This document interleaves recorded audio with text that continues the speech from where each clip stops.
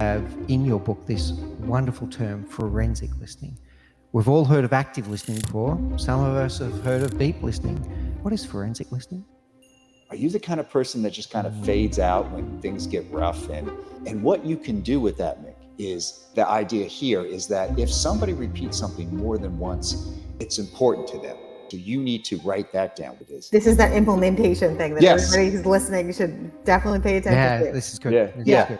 I've got a real special treat to you today. We have a 2-for-1 deal. We have 2 special guests with us. Well, Adele is an expert in crisis communication and a contributor to the Wall Street Journal, and Chip is an ex-FBI hostage negotiator.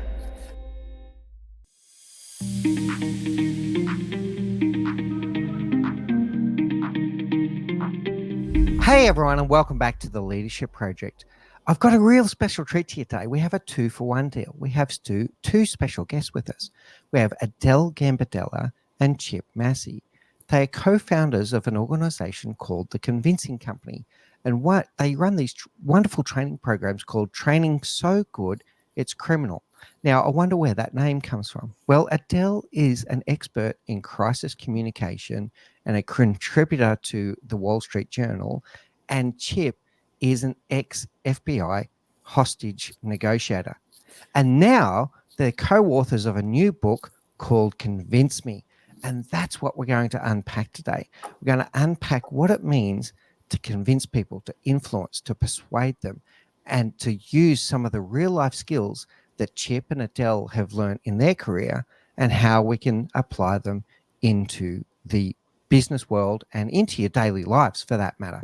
So really excited about today's conversation. I know that I'm going to learn something really special from this, and I know that you will as well. So without any further ado, Adele and Chip, I would love it if you would share a little bit about your background. And what I'm really curious to know is how the two of you found each other. So Adele, let's start with you. Sure. So I had my own public relations firm, crisis agency, for about 15 years prior to meeting Chip.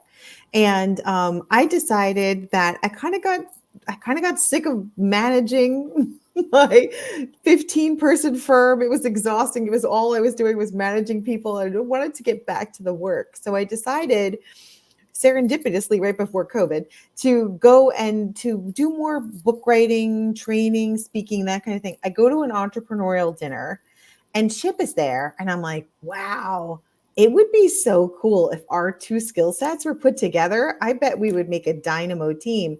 And then I heard him talking and I'm like, wow, this is really interesting. I think people would like our 2 skill sets put together. And then I'll let Chip tell the rest. Yeah. So here's what happens, Mick, right? Again, I'm a former, government employee, right? Special agent hostage negotiator. And I'm recently, retired when I met Adele. And so she said, yeah, we should talk. We obviously have some overlap and there'd be some interesting stuff we could do. So we started talking and Adele's asking me a bunch of questions about what I did in the FBI and how, what I learned at Quantico with hostage negotiation, how I use that in the field. Interrogating him, basically. Yeah, right. Look, switcheroo on the tables there, right? And then at some point she goes, okay, I think we have enough now. I said, enough for what? She goes, okay, here's what we're going to do. This is actually August, right? So 5 years from this month, right? She goes, we're going to put on a masterclass. I went, okay. She goes, and we're going to have it in New York City. Yeah. She goes, and we're going to do it in 3 months. I went, okay, hold it. What? So that's in fact what happened, right? Adele, again, part of her experience and background is in PR. She knew how to market this. And so sure enough, 3 months later, Mick, we have a masterclass going. It's sold out. We're pushing in chairs for more people and do the same thing again in DC. So that was my whirlwind introduction to Adele. And then I have to say this, and then COVID hits, and we're like, great. So the whole in-person event thing seems to have gone by the wayside. And I'm like, let's not waste this time. I was like, why don't we write a book? Why don't we collaborate on writing a book? And so that's really where the book came from. Well, I love the resilience and resourcefulness of that for you to pivot and go, well, it's an opportunity. It's an opportunity to focus and write a book. Beyond that, two other things that I love there. One thing we talk about often is about finding people that have got complementary skills and surrounding yourself with someone that can complement and balance the skills that you bring to the table. So what I'm seeing there, Adele, is you being very confident in your own skill set, but then having the eye to see that Chip's skill set is also very special and that 1 + 1 can equal 3. And Yeah. that's what I see in front of me is two people that do, even before we start the show, sharing some backstage tips here, Adele giving Chip different tips about the interview and how to set up. It's knowing your skill set, knowing what you bring to the table, seeing something special in the other person, and then 1 + 1 = 3. I think it's very special. And the other part of that is the perceptiveness for you to then, in a once-off meeting with Chip, to be able to go, there's something special here. But not only is there something special here, to have the confidence to then go, and this is what we're going to do about it, Chip.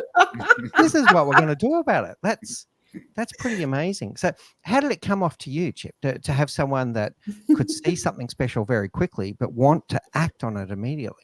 Yeah, foreign to me, right? Because in the FBI, it's all about planning. When we have the opportunity, we're going to plan, down to the tiniest detail, whether that's interviews, going out on arrest, whatever, it's planning. So, but Adele did a lot of the planning. She just iterated so much faster.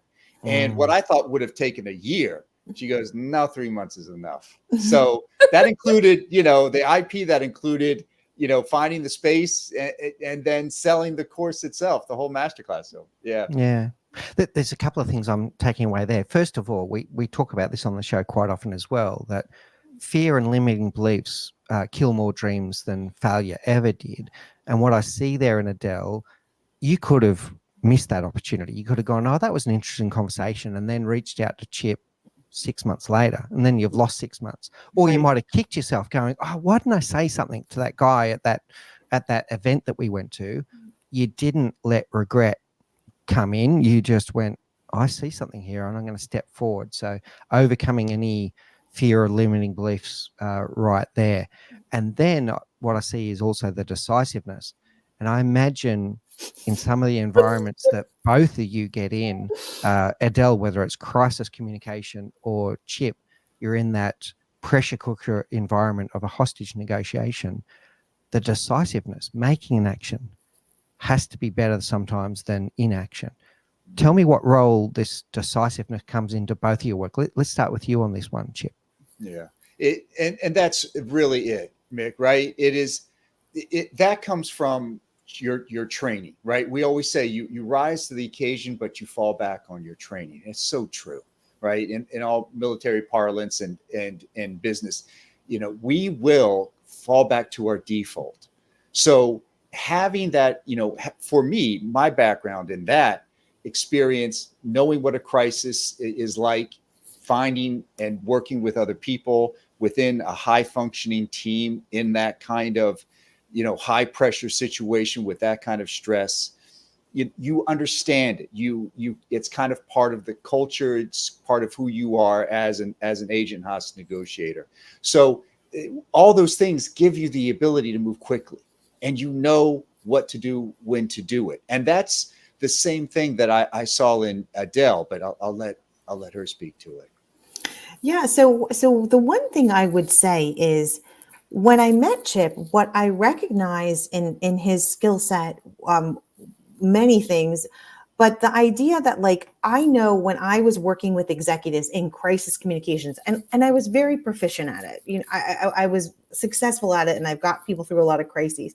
But it was a lot of times like pulling teeth. It was like the divorce lawyer showing up at the office, right? It's like, Adele's here. What did we do? Whereas when I brought Chip on, he helped people really accept more of the changes. He helped them go through a more emotional transformation, and not just like, do these 5 things because your crisis depends on you doing these 5 things, but taking them through the emotional journey of like, do this one thing because it's going to lead here. Right, Chip? I mean, I just think that was a missing piece because we're not taught how to do that in business school. This is the interesting thing that's sort of missing in a lot of people's leadership abilities is we know how to do it, but do we know how to get other people to do what we want? I mean, that is an entirely different skill set. Most of us are not taught. And it's a missing element that, after Chip came into my firm, people were so much more likely to want to do what we were telling them to do because he took them along and said, we understand you're fearing here. We understand this is unfair. And it was a lot of listening, de-escalation, moving people to decision. And that's just something a lot of us are just not taught how to do. There's two really powerful threads there, Adele, that I'd like to unpack. The first one is there is a process there. I'm hearing a process. I'm hearing steps, but I'm hearing that we ignore emotion at our peril, including fear, right? So people acknowledge fear at a much greater rate than what they acknowledge some kind of gain. So they fear more than they appreciate gain. And if we ignore those emotions, we're not going to be influential. We're not going to be able to convince people. So there might be a process there. And when I picture, and forgive us, Chip, most people, even everyone listening to the show, and I'm going to say thank God on this one, most people, their experience with hostage negotiations comes from Hollywood's movies. So forgive us if we make some really bad assumptions. But we think about it as being a process, but at the heart of it are human beings, and human beings are emotional creatures. So that was the first thread. Then the second thread is that we are trying to influence people to do something because they want to do it, not because they were told to do it, which is almost our very definition of leadership here at the Leadership Project, to inspire people into meaningful action around a worthy cause because they wanted to do it, not because they were told to do it. And that's at the heart of Convince Me, in my view, is that ability to get people to do it because they wanted to do it, not because they were told to do it. How does that sit with both of you? I'll start with you on that one, Adele. Yeah, I mean, I think that that's 100% accurate. I think we can all agree that that is an excellent place to start, right? I mean, if it's not someone else's idea and it's your idea, they feel cajoled, tricked, manipulated. There's some like Machiavellian aspect of what you're doing there. And instead, what you want to do is move people down a continuum, what we call the convincing continuum. And there's a process to do that. And the one is to start with your point of agreement. You never want to start with your strongest point first, because if you start with your strongest point first, what happens? People will just dig their heels into whatever their belief already was before you started. But in journalism, I mean, I started my career in journalism. They always say, start with your strongest point first. It's the lead. It's the who, what, where, when, and why. And then and then pull the information down that's least important. In a convincing strategy or conversation at work, or even in your personal life, you should start with your point of agreement. We can all agree in one area and then move them down. And what you want to use is this other technique called FUD, fear, uncertainty, and doubt. Now, many of us have heard that term before, right? But you want to use it in a strategic way to unfreeze people's cognitive biases because they're frozen, right? They're frozen in whatever their belief was before you started talking to them. And if you think you can just walk in and be like, here's the point, you should change your mind, that's just not going to work. So start with a point of agreement, understand their fears about the issue, understand their uncertainties, their doubts. What's holding them back from believing what you believe? Maybe it's facts. Maybe they're emotionally tied to it. Whatever that technique is, you walk them down the continuum. And here's the interesting thing. You have to leave them with something that they go research themselves. And you have to have the discipline to stop and not take them all the way to their latitude of rejection, but you have to go, listen, go do some more research about this. Check out this blog on it. Check out this wonderful podcast that you can listen to about this subject. And you have to let them start to do their own research, do their own thinking. And then when they come back to you, they're more open to your ideas and your perspective than maybe before. So it's a discipline, though. You have to stop, and most people don't want to stop. That sounded like almost like a masterclass in 3 minutes there, Adele. And there's some really key things I pick up there. One is, if it sounds like their idea, that they're going to build so much more ownership than if it was your idea. I love that. The second part was this continuum, that it is a journey. It's not a one and done, and you can't go to the answer in one go. And one of the things I want to share back there, Adele, if this is a really big idea, it might be that you've been thinking about this idea for 6 months, but they're hearing about it for the first time. There it is. So not only do we need to start with common ground on something that we both agree on, we also need to meet them where they are, not where you are, because you've been thinking about it for 6 months. Chip, it sounds like that resonated with you. Tell me more about this continuum.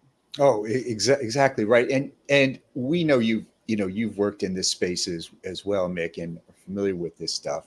But the idea of starting where somebody is so important, right? Not where you are, not where you want them to be, but where they are. It's so often, and whether you're a sales leader or you're working in client acquisition, whatever that is, everyone has a desire to get that person up to speed quickly, like you were saying.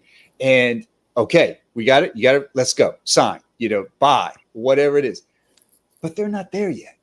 And you need to be patient, and you need to bring them along. It's like one of the things that we always say is that for myself as a hostage negotiator, negotiations really is kind of a misnomer in that world. It wasn't, I never negotiated with a person. My job was to convince that person to value what I valued.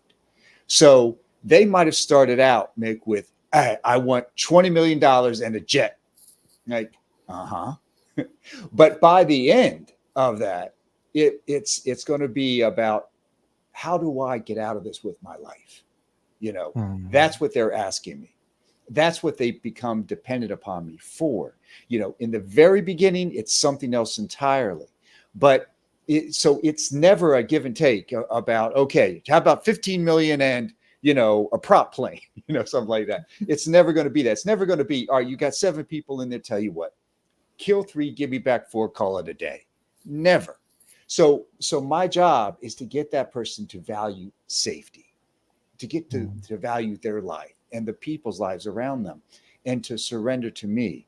But it's like you were saying, it's a process. It's a definite process to make that shift in their minds. I love this, Chip. So the big takeaway there for me was convince them to value the things that I value, but it is a continuum. You're not going to get there in one go. And what I'm playing in my mind the whole time you're talking there is that I could apply this technique, and here's one for everyone listening at home, but I'm testing this with you at the same time.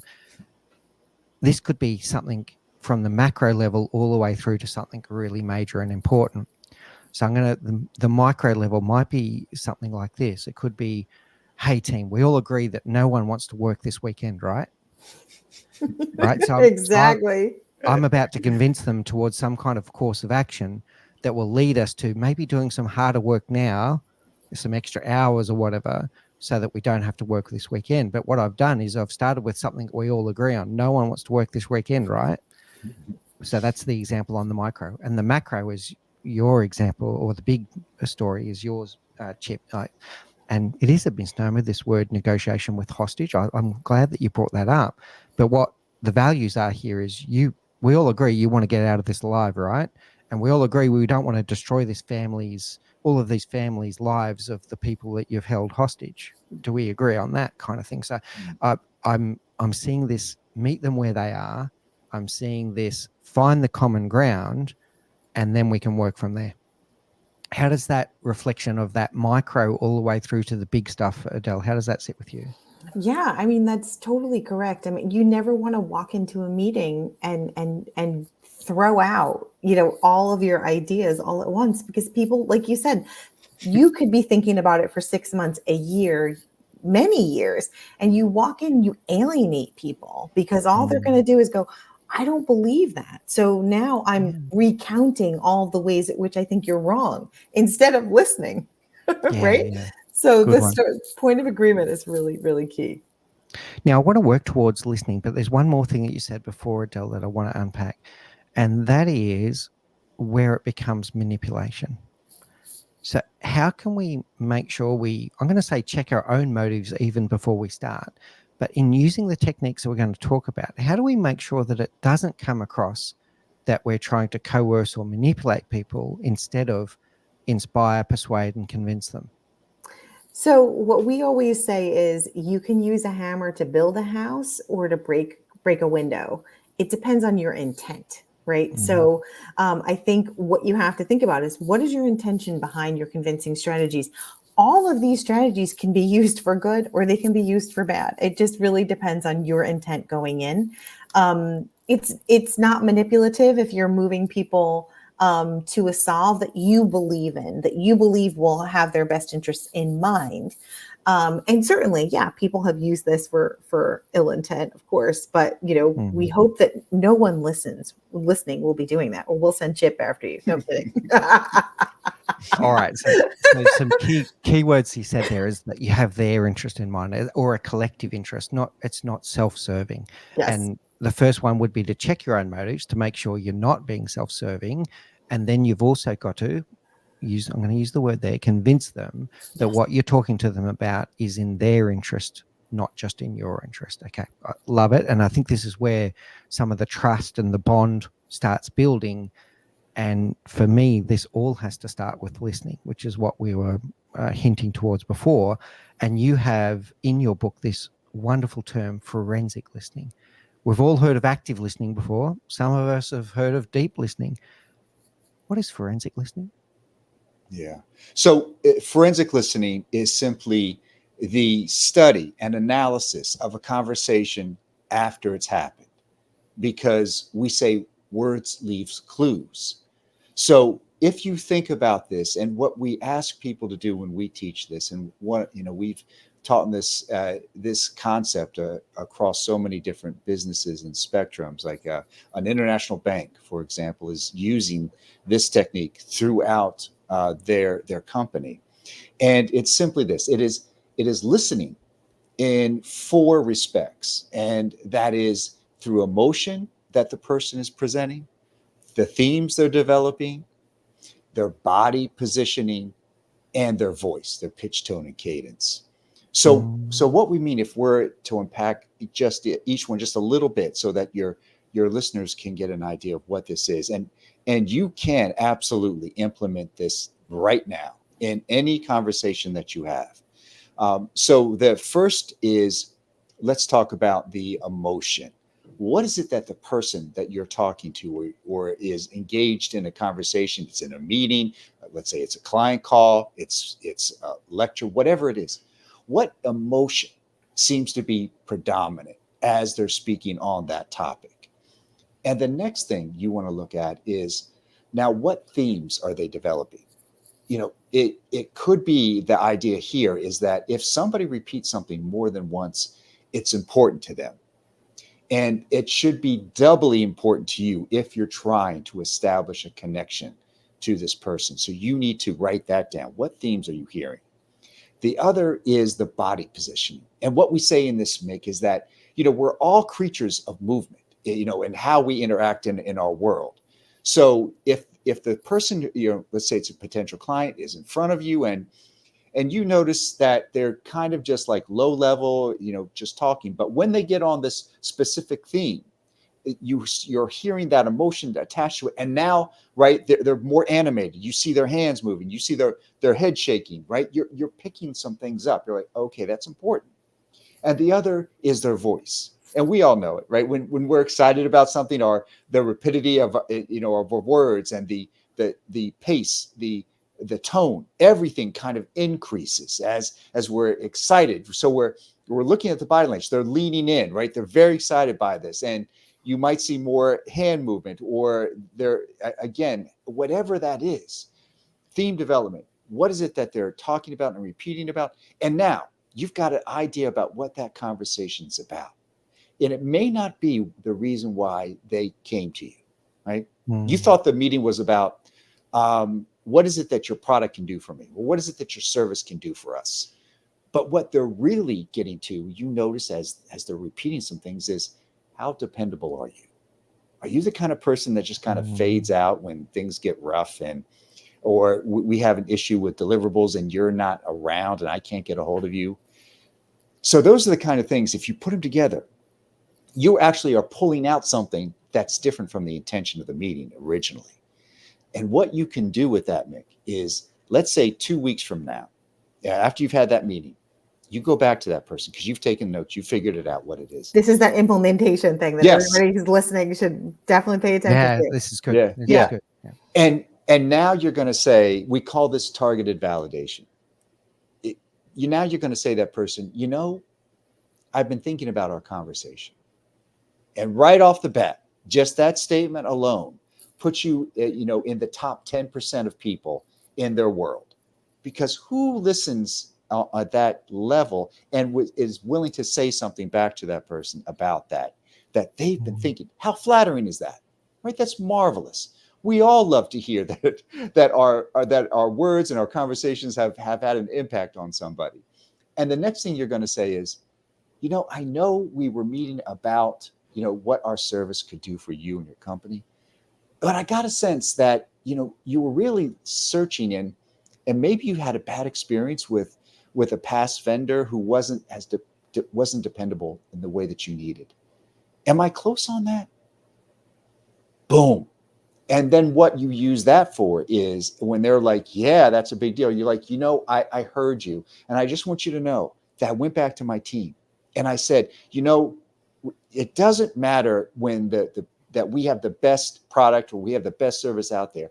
If our client can't depend on us to be there through the thick and thin, we're no good. So I asked my entire team to double down on that concept and to let people know and to show our track record and to show them that we're there. I mean, that's huge, right? First of all, you're telling that person what you said resonated inside of me. I then did something about that. I went back to my team. We did some talking. And now you're expressing it to that person. How incredible that is, right? Is because attention, Mick, this, attention is such a precious thing. And when we can give that to another person, we're in the top 1% because we've told them your value. I value your time. I value what you're saying. And I'm willing to, to extrapolate on that and to bring it back to my company. And here's what I learned. So, Chip, I've been thinking about our conversations, and sorry, it works. I was already in it. It's like, I had to do that. But it's true because everyone wants to feel seen. Everyone wants to feel heard. They want to feel like they matter, and it's the deepest form of respect to be able to listen to someone, but to truly unpick and to be curious. Show the curiosity that you're not just listening to the words, that you're listening to, you use this term in your book as well, the unstated narrative. What's the story behind this conversation that maybe isn't being said, but you're getting curious to find out what the real story is? And the words of Stephen Covey are screaming in my head. Seek first to understand, then to be understood. So you're using these forensic listening skills to truly understand what is going on in that person's world. The words are a clue, but the other clues, that emotion, what's the emotion in the room right now? What are the themes? What are the topics that keep on repeating? And then what's happening with the energy? And the energy could be the body position. It could be the tone of the voice. Oh, that topic there, that's really important. And if I do use the word negotiation here on purpose now, you're also going to get clues, Chip, on where there might be room to move, because on the words or the part of the narrative where they're quite calm and relaxed and who cares about that, there might be something there that you can negotiate as a trade where, okay, this topic didn't seem so important to them, this topic did seem important to them. And then the art of negotiation is the ability to trade, to be able to give them what they want in exchange for something that you want, and to unlock value in that conversation. But we can't do it. We can't unlock value in the conversation unless we're forensic listening. How does that sit with you? I'd like to hear your views on that, Adele.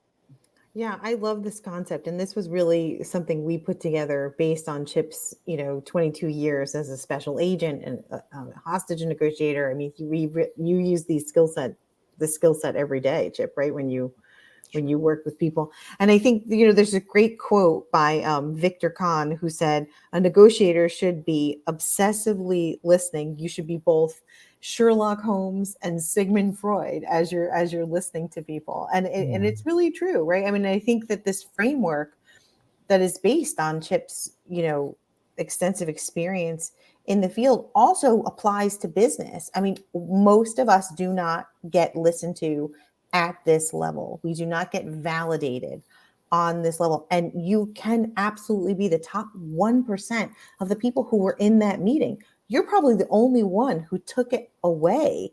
Mm-hmm. That level of interest, attention, respect, like you said, it's the highest form of respect. So when you go back, your level of relations, like with different I'm sorry, can I say that again?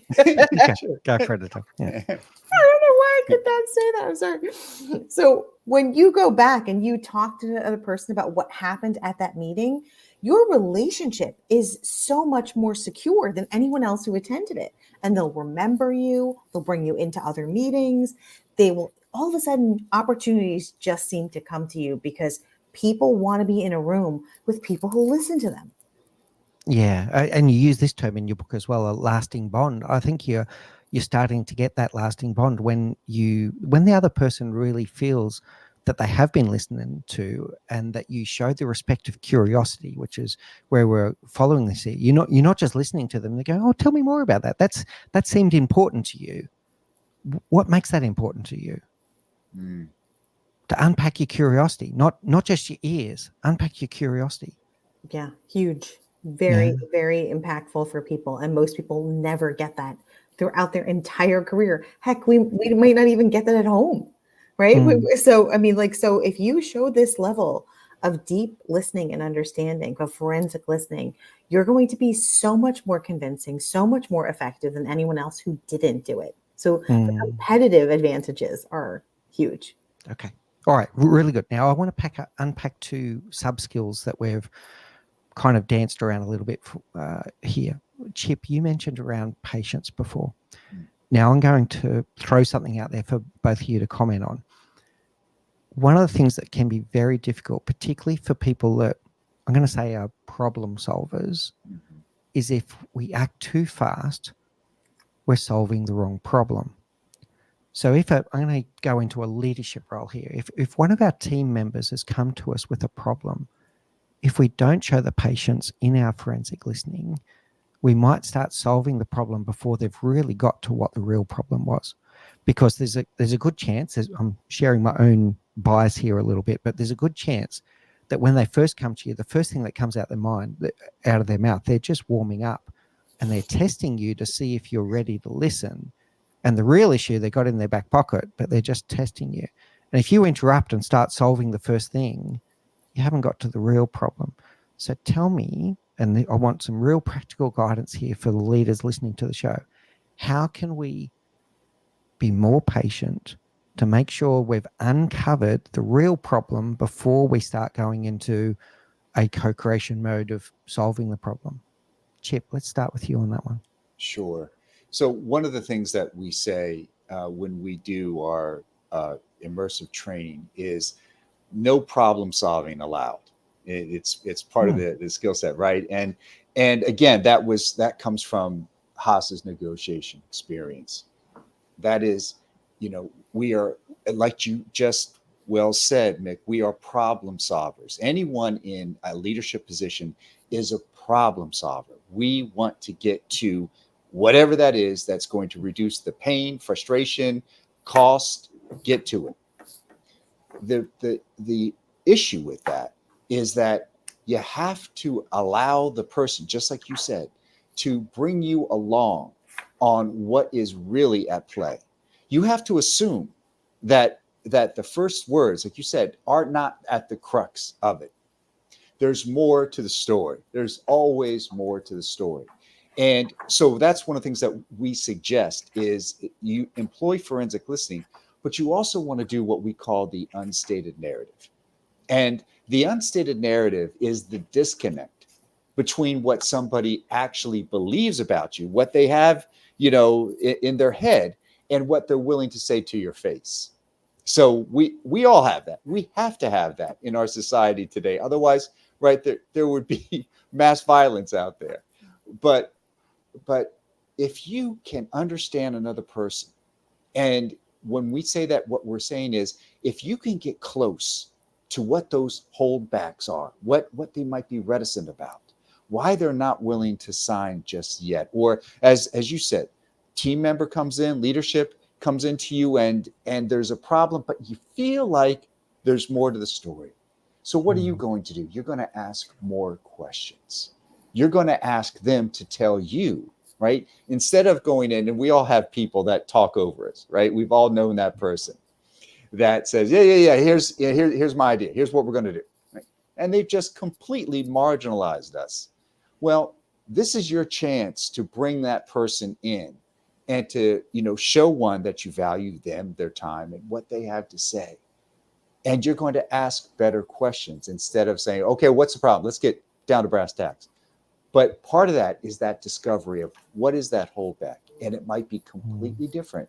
It's like one of the things we've said is, okay, what if you've got a team member in a high functioning team and you've noticed they're off their game? They're not performing like they used to. Their numbers are horrible. They're not making the calls. They're showing up late, leaving early.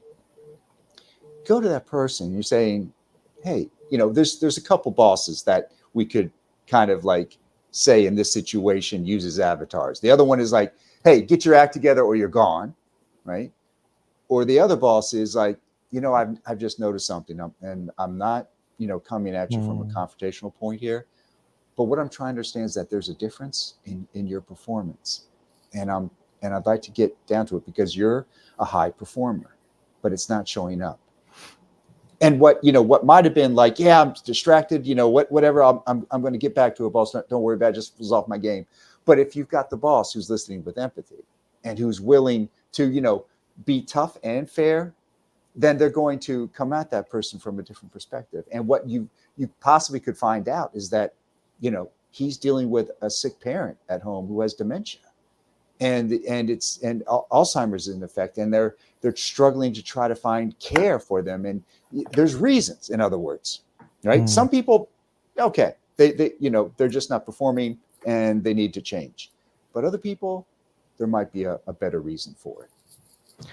Really good, Chip. And there's a few things I'm taking away from that one. First one is to think about, we've all had leaders on that spectrum, from the very directive through to the curious and empathetic. Think about how that felt. Think about how that felt when you're on the receiving end. And that might be a little hint to you as to who do you want to be? How do you want to show up? Do you want to be the one that's directive and doesn't show any empathy, or do you want to be the one that is curious and shows empathy and gets to the real challenge for the person? And I know which one I want to be. So that's a question for you all to ask yourself.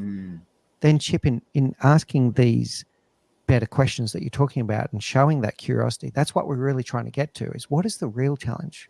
Not what is being said, but what is the real challenge? Because everyone has this filter that you're talking about. We all walk around with a filter on in terms of what we say and what we think.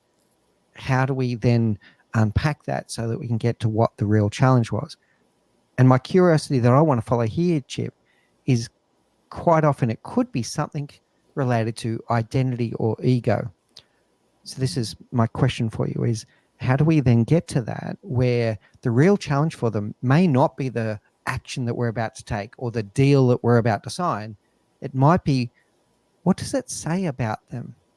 What does it say about them as a human being if they agree to this action or they agree to this deal? So now we're getting to identity, ego, and the emotion of what's not being said. How does that sit with you, Chip?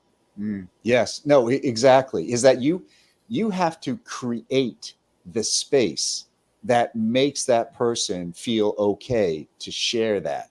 So one of the things, it was interesting. We were at a conference and I was listening to a person that had a lot of experience negotiating with unions. That's a tough world. And she said that she noticed that during this one negotiation, that her counterpart was, in the second, third day, it just seemed to have this different personality. Things were moving along, things were going on okay. And on this third day, she noticed that he was distracted. He was like, constantly looking at his cell phone, and he'd look at it, and then kind of slam it down and kept checking it.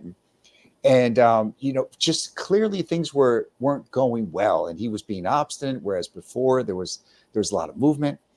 And so she said, as realizing there wasn't much going on and it was kind of being fruitless, she goes, you know what, let's stop early today. Let's just take a beat, and we'll come back at it fresh tomorrow. And the guy got up immediately and zipped out of the room. She thought, oh God, maybe, I've lost him. He just does not care. He's not coming back. Well, he comes back the next day, and he's a changed man. We're moving on things. They were deciding well. It was concessions being made, and there was a positivity in the room where it wasn't before.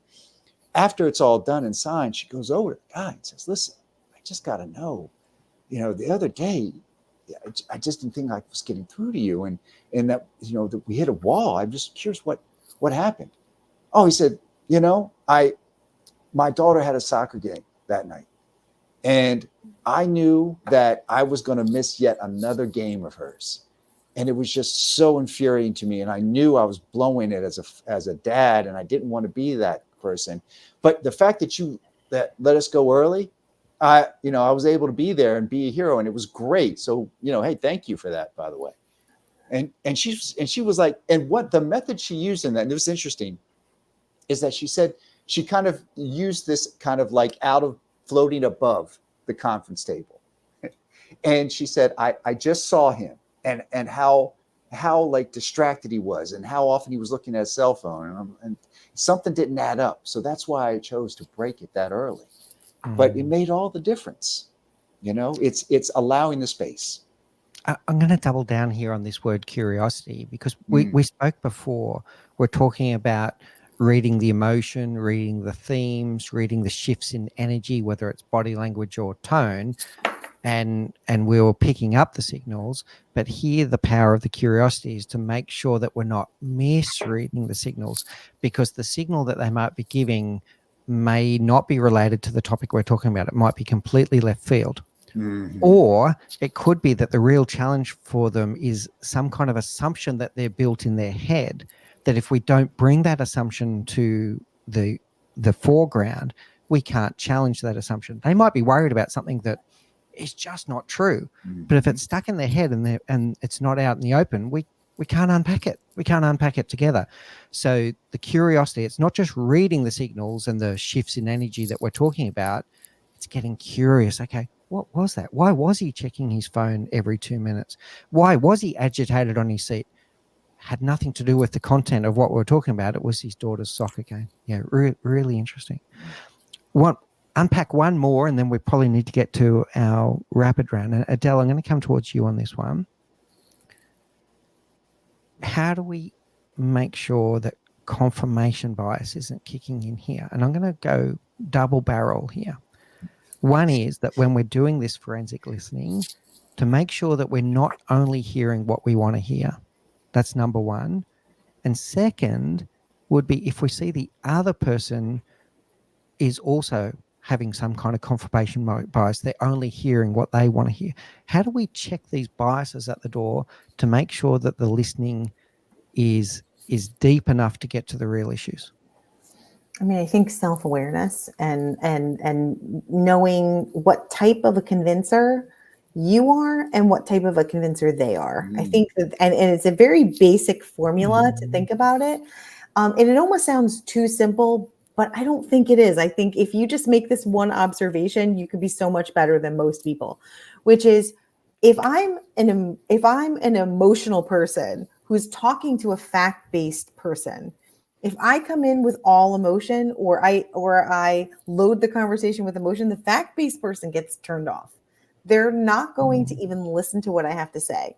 But if I go, you know what, I think I'm dealing with an engineer, maybe a person who is more of a CPA, and they like more facts and stats and research when I come into a conversation, and I start the conversation with this fact-based approach because I know that's what they like. They're going to be more swayed by my argument if I need to make an emotional argument at the end. So I think what we want to do is in order to avoid not getting to the heart of how somebody wants to be convinced, is we've got to know ourselves. Hey, I'm going to come at this from an emotional standpoint, or I'm going to come at this from a fact-based standpoint, or who am I talking to? We all have biases, right? I have a bias. I have a preference. If you tell me a story, a heartwarming story, I'm more likely to be convinced. If you told me a bunch of facts and stats, and I'm sure nobody on this call is, or on this listening to this podcast would be surprised by that, right? Because I seem like, an emotional person. So if you came at me with stats, I might just go, I'm not really interested. My confirmation bias goes on immediately because I'm like, you don't think like me.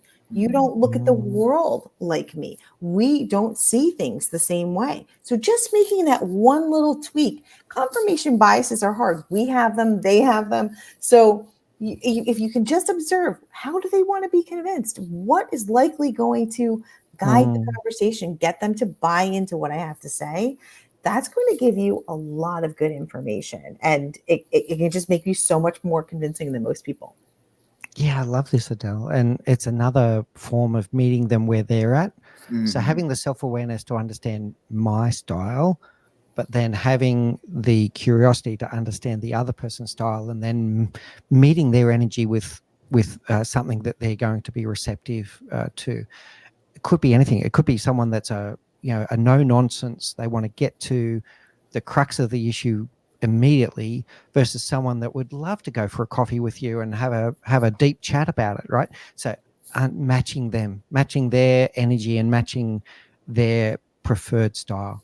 And many times you can find out what that style is just by listening to how they handle small talk. Fact-based convincers hate small talk, right? They really don't like small talk. Emotional people, they want to do the small talk all day long. So love it. All right. Look, this has been an amazing conversation. I'm going to bring us to our rapid round in a moment. I want to summarize a few really key takeaways for people around this whole concept around convincing and meeting people where they're at.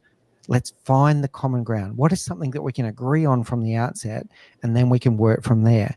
And that it is a continuum. It's not a one and done. You can't necessarily rush this. You need to be patient, find some common ground, meet them where they are, and work from there. And then we go into this forensic listening where we're looking for words that leave clues as to what's going on here. What are the themes that keep on repeating? Where did the energy shift, whether it was body position through to tone of language? And then we're getting curious. We're not just trying to read the signals, we're getting curious about the signals. Oh, that seemed important. Tell me more about that. And now we're going to get to the point where the person truly feels heard, that they feel seen, that they feel valued. And now they're ready to build that bond with you where you can start working towards some kind of co-created solution. So it's working with the other person, meeting them where they're at, following your curiosity. Seek first to understand, then to be understood. And then we're on our way towards a influential and convincing argument around some kind of collective course of action.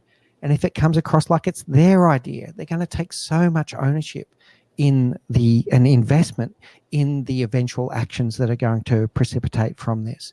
And we're always looking for the unstated narrative. What's not being said? Is it something that's got nothing to do with today's conversation that's playing on the person's head?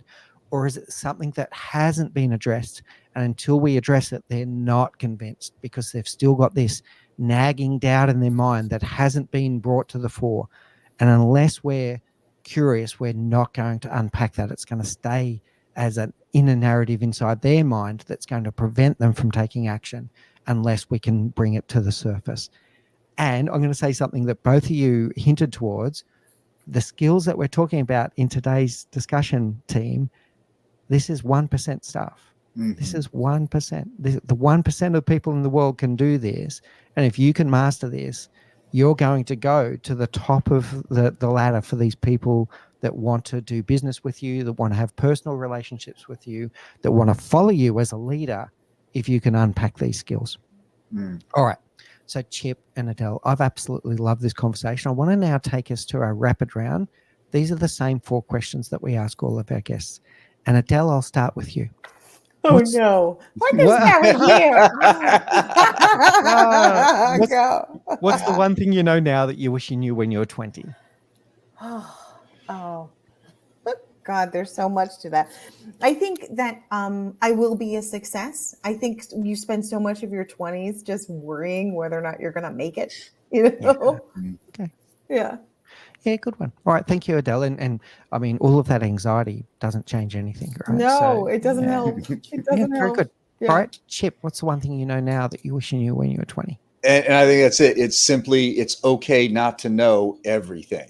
You know, when I first started in the bureau, it was crushing to be new, because that you're surrounded by all these older, experienced agents, and they ask you, it's like, so how many years in you have?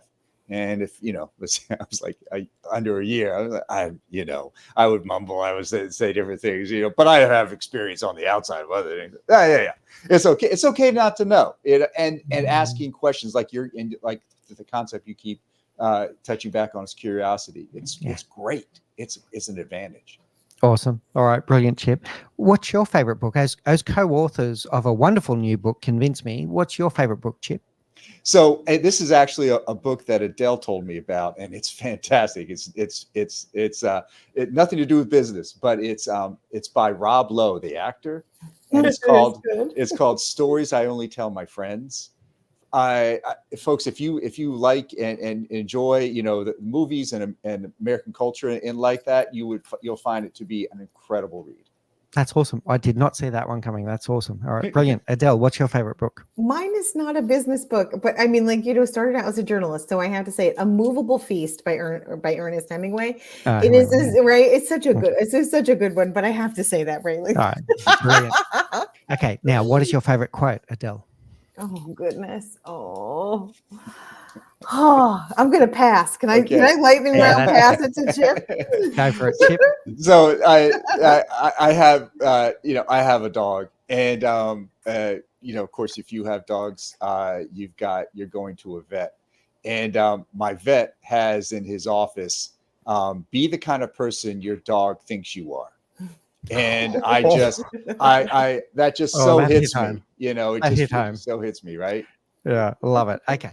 Now, finally, people are going to be enthralled with this. They're going to be listening to this going, I need this skill set, either individually or collectively in their businesses.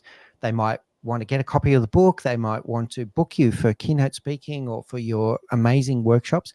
How do people find you? Yeah, so they go to trainingsogood.com, and we have online courses on crisis communications.